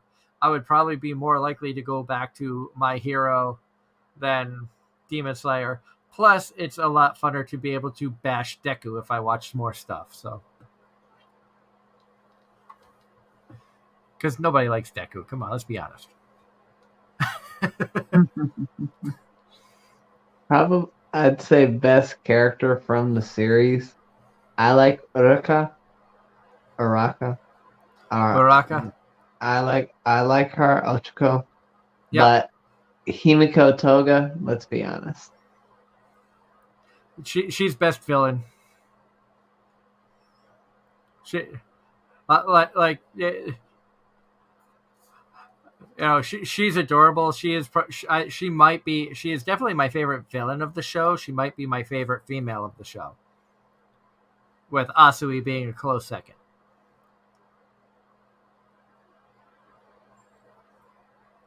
And I still ship Asui with Deku. But that's just me. Although I know many people who ship Deku with Bakugo, so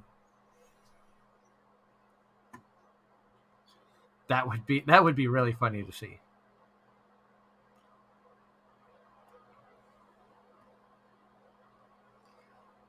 Oh, there's a spoiler right there. Thank you, Mario.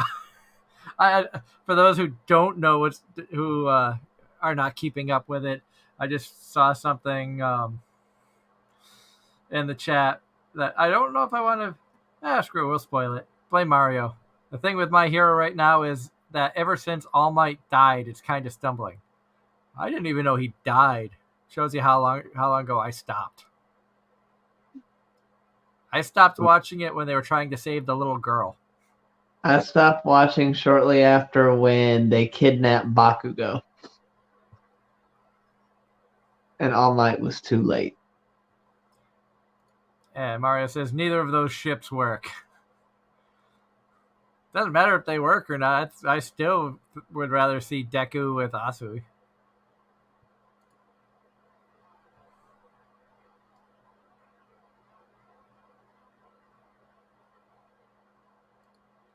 And Ross says Himiko Toga, best villain girl, best girl hero, Kendo, and ship Deku with Kendo. Kendo is in class 2B with the red hair. Hmm.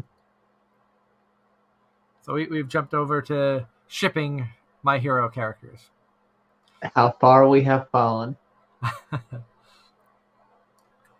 But getting back on topic about different types of conventions and stuff, I know we've been sprinkling it little tidbits here and there.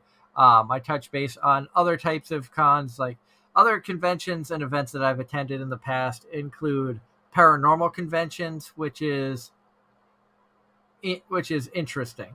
Um, I only attended one paranormal convention. It was really cool. If you're into the paranormal world, if you like shows like Ghost Hunters, Ghost Adventurers, um, all the paranormal type shows that you see around. Paranormal cons are pretty cool because you get to meet authors of books about the paranormal. Sometimes they will bring in people from the TV shows. I got to meet Brian Cano, got to meet um, a couple other Joe Chen from Ghost Hunters and Ghost Hunters International, and having been a paranormal investigator myself and being able to be part of a group that went and investigated down in Savannah, Georgia, supposedly haunted theater was a lot of fun and really cool to get a chance to talk with other investigators and see how other people, perform investigations and stuff. Everybody's got their own way of doing things. Other events that I've attended in the past, which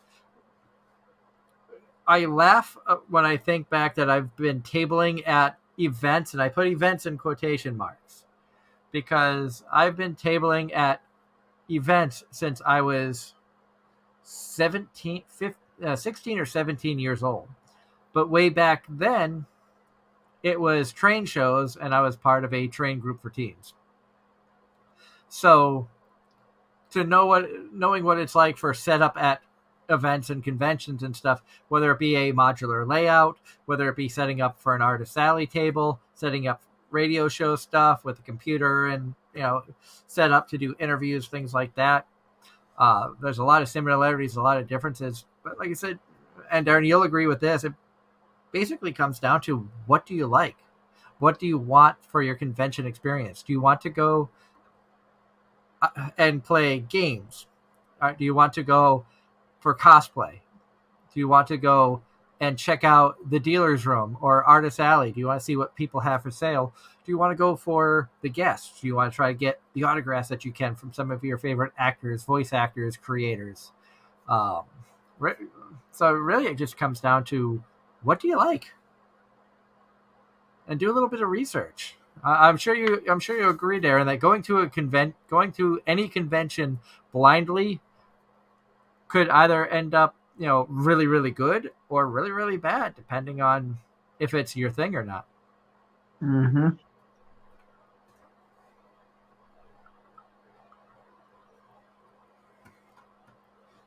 And Ross in the chat room says, "Oh yeah, I went to Anime Festival here in Arkansas 2 Saturdays and got autographs from Monica Rial and Trina Nishimura."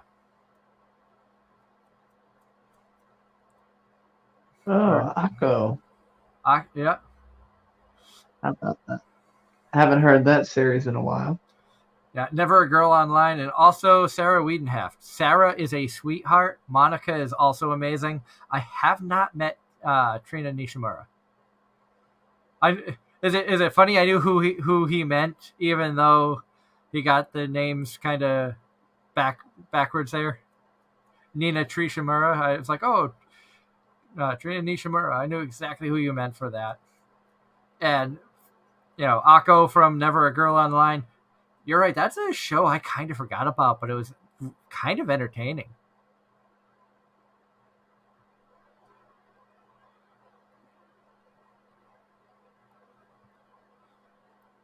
And fun fact about Sarah, as I mentioned earlier, I don't know if you were here for that, Ross, but Sarah also voices Toru from Miss Kobayashi's Dragon Maid.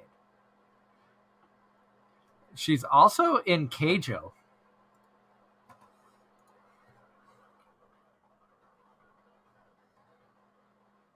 And I'm trying to remember who she voiced in Keijo because I actually got her. I got her autograph. She was at Bakuretsu Con the last year. that they had Baku beef. So 2019. I'm trying to look back now at who she was in Keijo. I've got to scroll back quite a ways, apparently.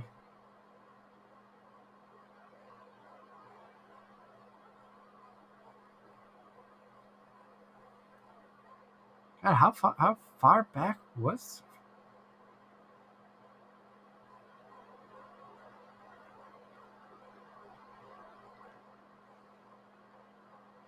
She was Face Punch in Ultimate Otaku Teacher.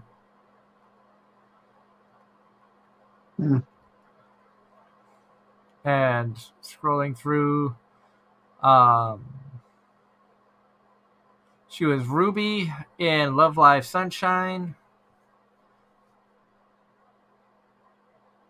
Oh, Keijo, she was Toyoguchi. So she was the girl who had the soft butt. So she was part of the main four. It took me a minute to find it, but I did eventually find it. Mm-hmm. Like I said, she was Toru in Miss Kobayashi's Dragon Maid. Trying to see what... There was a few others that stuck out when scrolling through. She was in High School DxD Hero. Does it As... say who asked? Yeah. Kuno. Kunou. Oh, you She was mean she the was your fox. She was your fox girl. yes, the original Senko. Yes. She was in that time I got reincarnated as a slime as Alice. Zombieland Saga as Lily. So she's had quite a few really good roles. How heavy are the dumbbells you lift? She was Akemi. Ari Fueta as Melody Reason.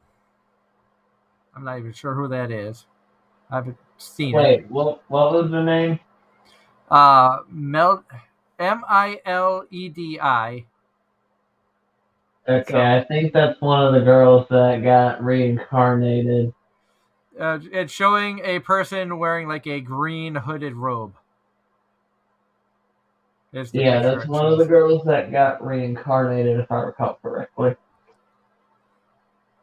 I forget. Did you watch the Duke of Death and His Maid? It was on the list, never started. I've heard really good things about it, though. I know Leanne's been watching that. Cautious Hero. She was Ilulu, which was one of the girls who kind of came on as a follower of the hero. So Sarah's done a lot of really good work.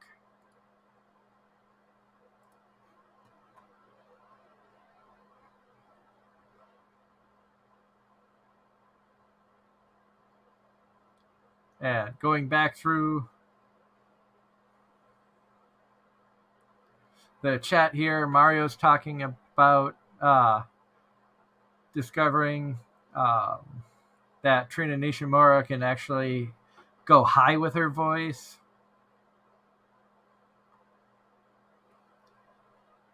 Talking about that Sarah voices Best Girl in Love Live Sunshine. So if you're not over in YouTube, be sure to come on over, check out the chat. A lot of good action going on there. Being streaming on Facebook and on YouTube right now, it's cool because I get to see the reactions and I get to see the chat from both channels right now, which is really cool. And I'm also going to be setting it up where in the future we're going to be streaming on our Twitch as well. So we're going to be broadcasting on 3 platforms, hoping to draw in more people, more fans to the show and everything. So definitely we are trying to do what we can to expand the show and continue to bring on some amazing guests. Like I said, Aaron, we've got some amazing guests that are coming up. I'm in talks with trying to get a couple of VTubers on the show as well, which is a new thing that, it's not new, but it's kind of been taking off in popularity over the last couple of years. And have you watched any VTubers, Darren? No, I'm sticking to anime for the time being. I've seen the little bit of VTubers I've seen has been from my friend Matt, who we had on the show a while back.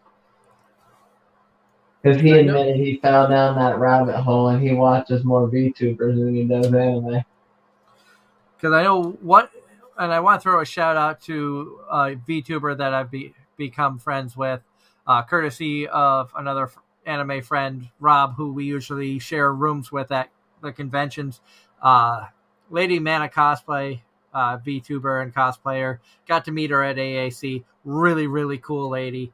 The channel, she does some gaming. She does some, just chatting with the fans and stuff.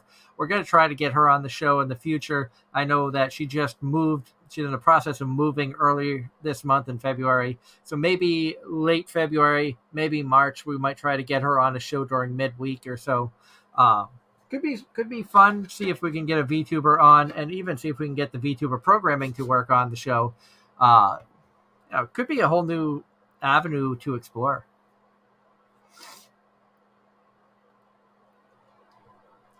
Also, had seen at Kineticon that there was an artist there who had a proxy seller working for her, but she was still in attendance via a webcam that was set up and a monitor, so she could talk to everybody as they walked up. So a similar setup to like what I have right now with a camera on top of the monitor. You can walk up. There were speakers. You could speak to her. She could talk back to you, and you could hold a conversation with her while she was at home working, even though her art and uh, other products were at the convention, which was kind of a really neat setup and a cool idea for VTubers and creators in the future. It's probably a new way of doing it.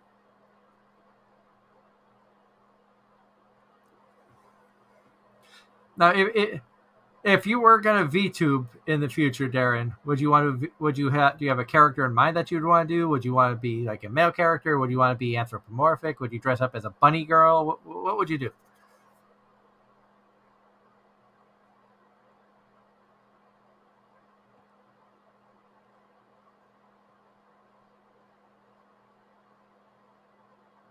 Nothing. I think we're starting to lose Darren here.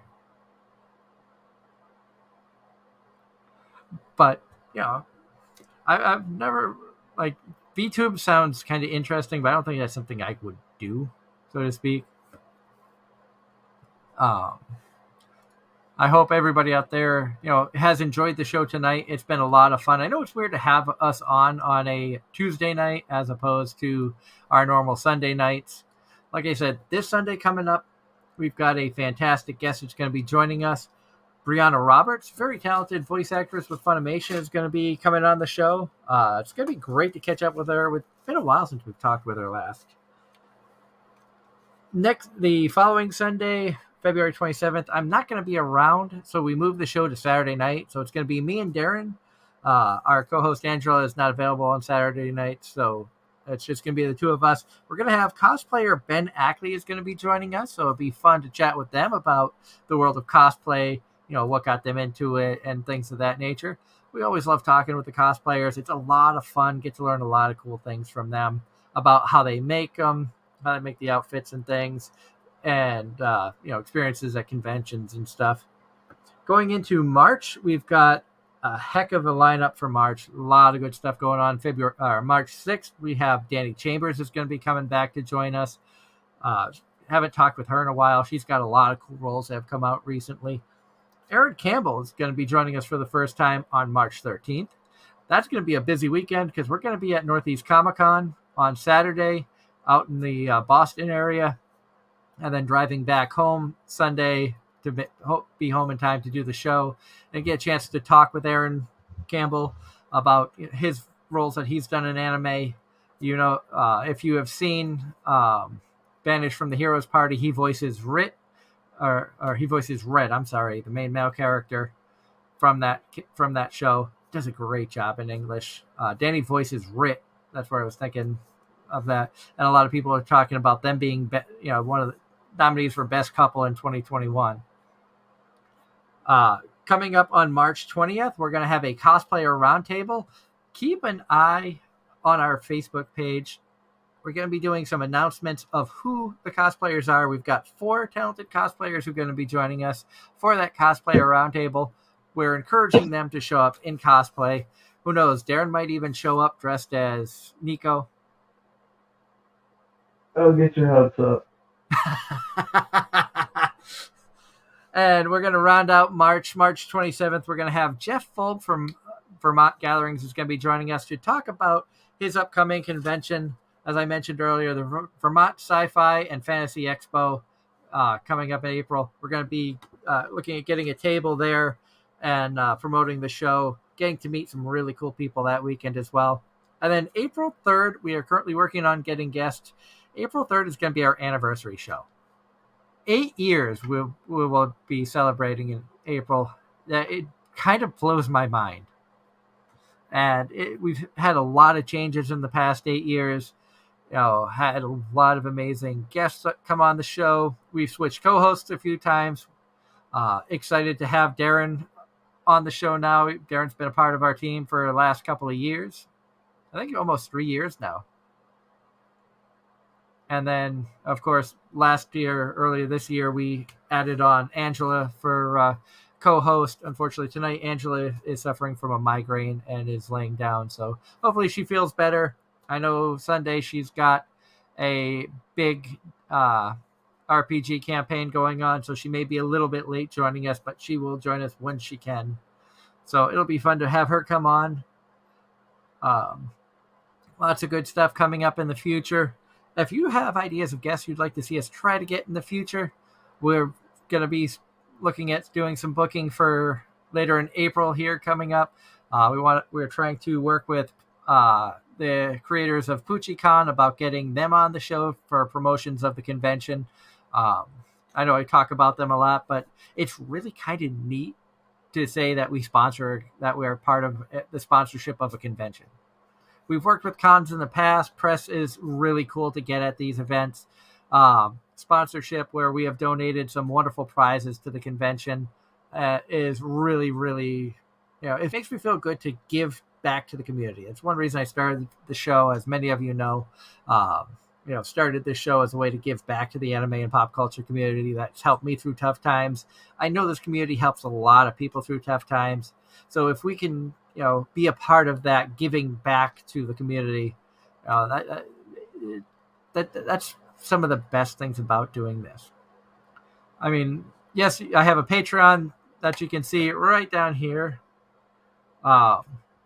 If you'd like to support the show, if you want to help us out with any donations, go over to patreon.com/Anime-Zing Radio. We're hoping to continue to build that up. All the proceeds that come in are going to help us to upgrade equipment. And we do have a big goal that we would love to try to accomplish. If you want to help us achieve that goal, we're hoping by our 10-year anniversary show that we could bring our own voice acting guest to a convention. We want to be able to go to a convention, whether it be a large-scale convention or a small-scale convention, and be able to have a table for Anime-Zing Radio and I'm just throwing random names out there, maybe Lindsay Shepard or Anthony Bowling or Megan Shipman or Giovanni Cruz, Emilo, be able to bring a voice actor to sit at the table with us to help promote them and go from there, because I think that would be really, really neat, but not put the financial burden on the convention, be able to afford to get them ourselves. So that is a big dream of mine. That is something I want to achieve, and I would love to be able to do that by our 10-year anniversary show. So we've got a couple of years to save up and a couple of years to try to make this happen. And if you out there want to help support us, you want to be a part of the cause to bring in a voice actor to a convention, we would love any support that you want to give us. The show has been completely self-funded up to this point. Some donations here or there, but really it's been a lot of work. It's been a lot of fun to put on the show, get the guests, talk to the people, get out to the conventions. As any of you who have attended conventions stuff know, it gets expensive to go to multiple shows. between the cost of admission, hotel, travel, things of that nature. And pre-pandemic, pre-moving to New York, we were averaging 12 to like between 10 and 15 cons a year. So it takes a bit to be able to continue doing these. So if you guys want to help us out, we really would appreciate it. Again, a big thank you to those who have donated already. Um, and looking forward to getting more donations in the future and help us grow the channel. If you're new here or if you've been coming for a while, share our YouTube stream or share our YouTube channel with your friends if they're into the anime. Help get us out there. Like I said, we want to hit 200 subscribers as quick as we can because we have a giveaway where one lucky subscriber will be able to be a guest co-host for a future voice actor interview. Which, how cool would it be to get in, help us hit that 200 mark within the next couple of weeks, and you get to be a co-host for Danny Chambers or Aaron Campbell, or who knows who we may have in the future. And we've had everybody from big names like Monica Rial, Tia Ballard, Todd Habercorn to up and coming people. Austin Tyndall's been on the show, Jerry Joel's been on the show. First time that we had Bryn April, Megan Shipman, Morgan Berry, they were basically unknowns, only a few roles to their belt. So we love finding up and coming voice actors as well. Probably going to be trying to reach out to Jenny Yokoburi in the future, see if maybe we can get her on the show too. You never know. But definitely lots of good stuff coming up. I hope that you all have enjoyed the show tonight. I hope all of you watching this in the future have enjoyed the show. And Ross says, I was here for those good times. Ross has been around for a long time. I think, Ross, you were there from the start back in the Hazy days. And that's going way back. That's back when we first started. Our first show was April 6th, 2014, back on Hazy Radio. That network no longer exists. We spent 6 years on Blog Talk Radio, and then last August made the jump over to YouTube and StreamYard, and using StreamYard to broadcast over YouTube and Facebook, switching over to video.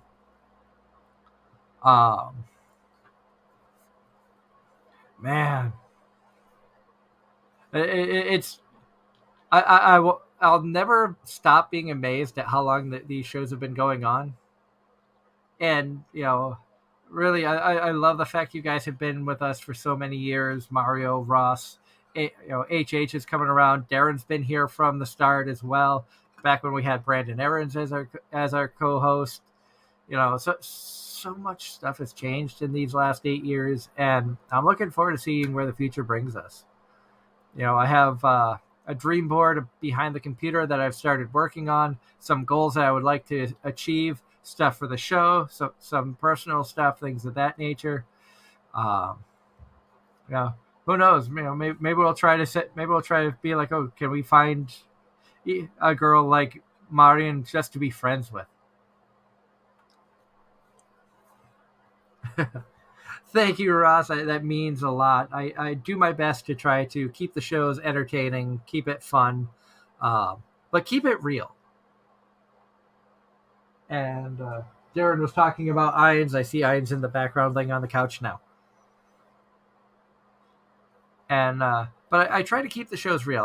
I've listened to podcasts out there, and some of them sound forced. Some of them sound, they bring a guest on and I have a list of questions, da, da, da, da, da, da, da.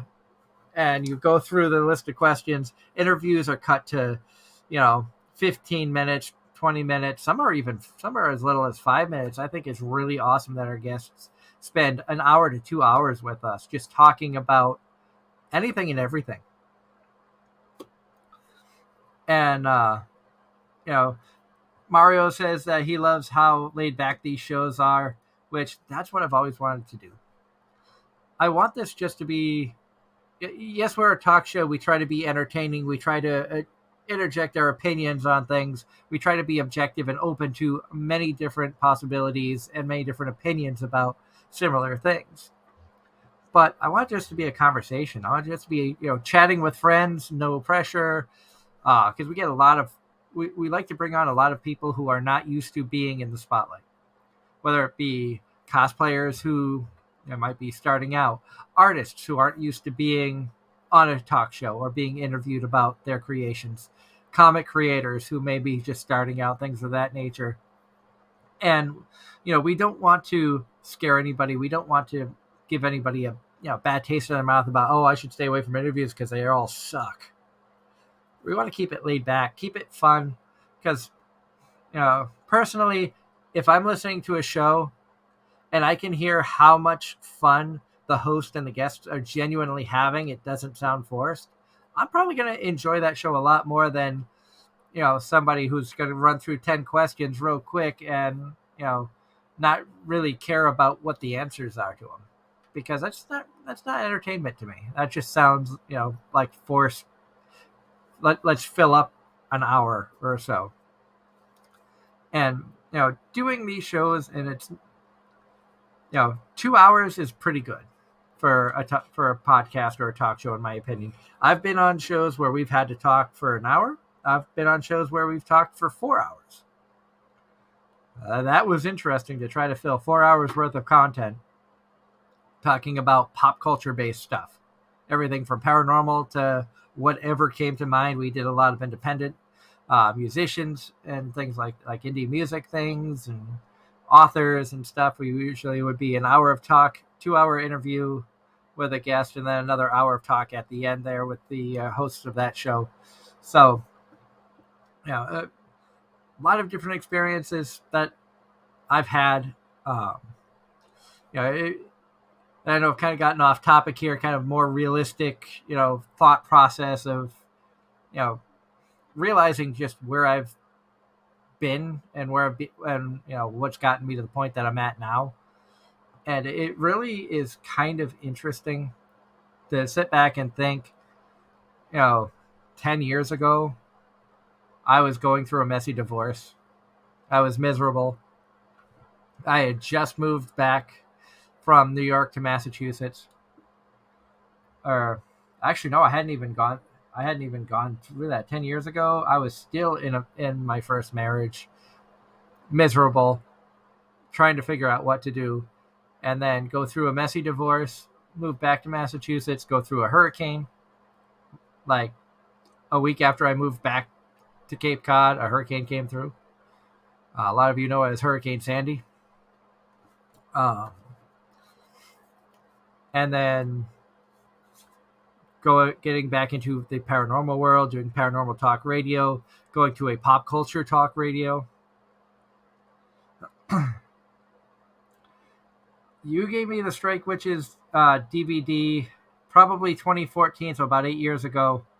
I think is when you sent that to me, and I still have that sitting on the shelf over there.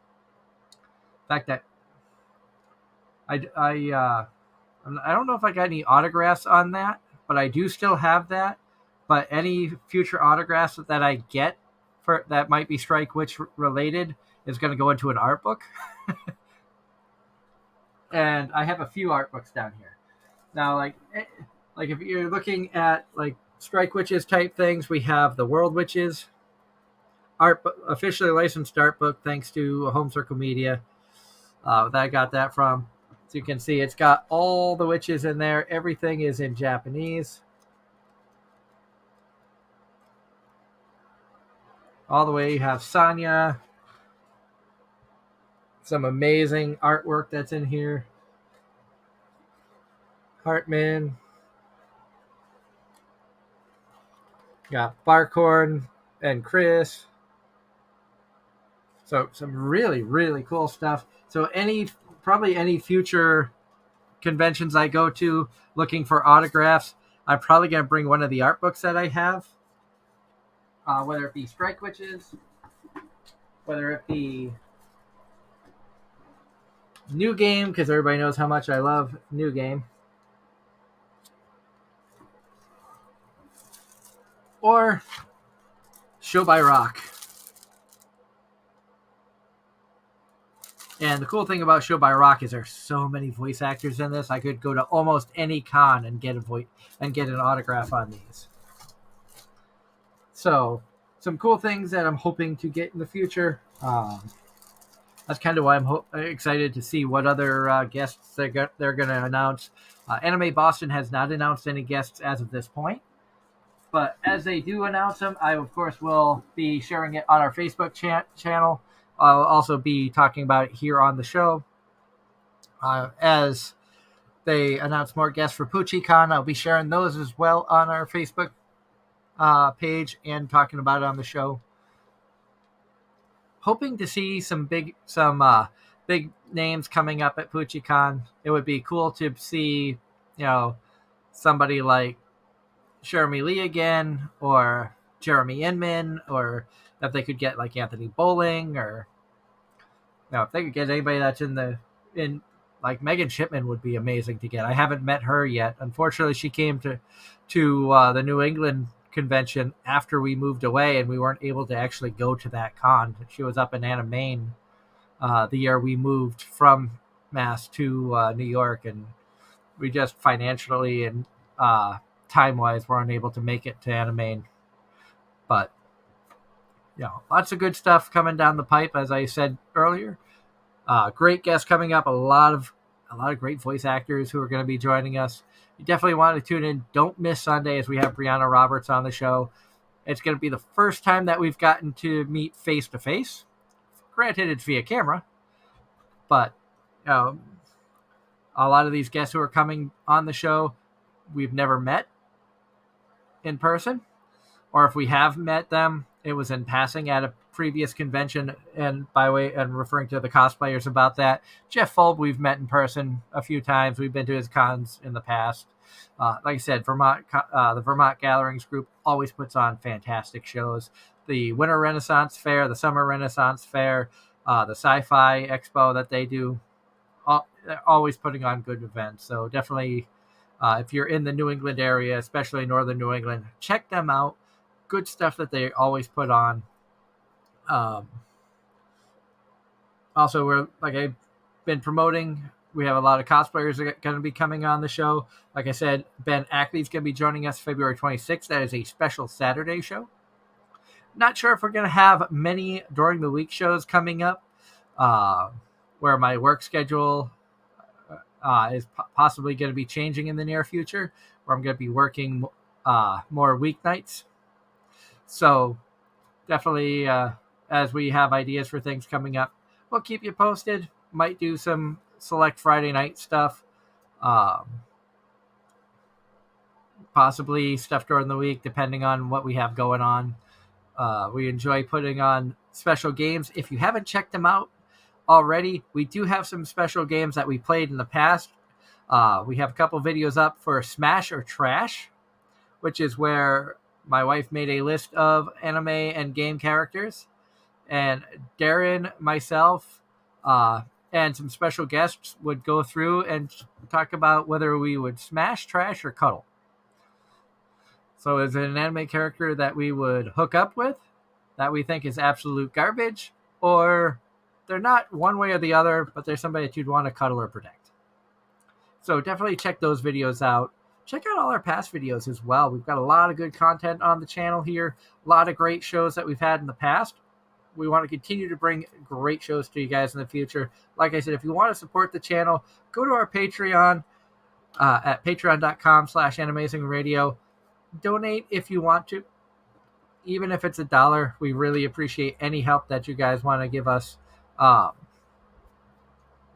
It's going to help us to upgrade equipment, help us upgrade, whether it's better computer, better cameras, better sound equipment for conventions, better equipment for interviews, things like that. We want to continue to put out good entertainment for you, our fans. We want to keep having fun doing this. And like I said, I love doing this show. I do this show because we've got some of the greatest fans out there who have stuck by us for years. So until Sunday night, I hope everybody has a wonderful week. Stay safe out there. This has been Anime-Zing Radio right here on YouTube and Facebook. Have a good night.